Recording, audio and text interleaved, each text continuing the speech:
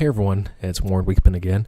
I want to show off a relatively new app called Bugs and Drugs. This is from Epocrates, and this is a collaboration between Epocrates and Athena Health. And it's a pretty cool app because what it does is it takes the idea of a typical sort of nomogram or basic antibiotic resistance mapping that most hospitals and microbiology labs do, pushes all that data into the cloud, which is where the Athena Health part comes in, and allows you to see the most common bugs for urine, blood, and skin in your area, as well as the most common resistances for those bacteria.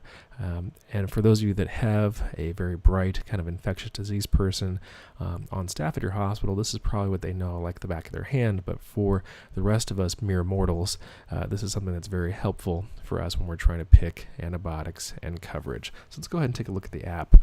When you open it up, we can take a look at, say, for example, skin isolates is the first default. And you can see in our area here in Irvine, Staph aureus is the most common.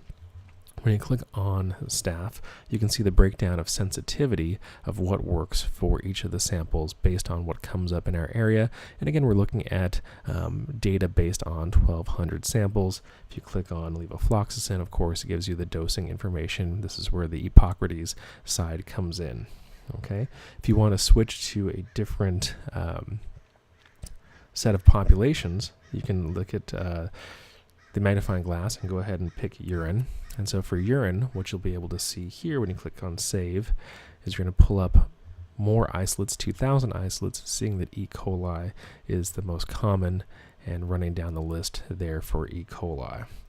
Again, you can go all the way down further and see that the least common, of course, are things like Citrobacter or Group B strep, and that's probably not the most powerful data to look at. But if you're looking at what's most common, you can stick in that area there. Again, it also pulls up blood cultures as well.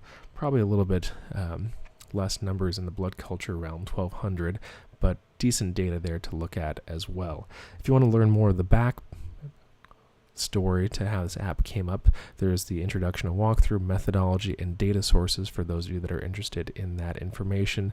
And again, this is like anything, it sort of has a good degree of disclosure. This is Epocrates and Athena Health, which is a larger corporation, so there could be some bias in that data, but it provides actually pretty good oversight to what could be possible by leveraging large amounts of data in the cloud and using that based on your location. So one of the first apps that I've seen that does this very well and does it with a pretty nice user interface. So go ahead and check it out. This is Epocrates Bugs and Drugs. It's available for free at the App Store. Thanks for your time.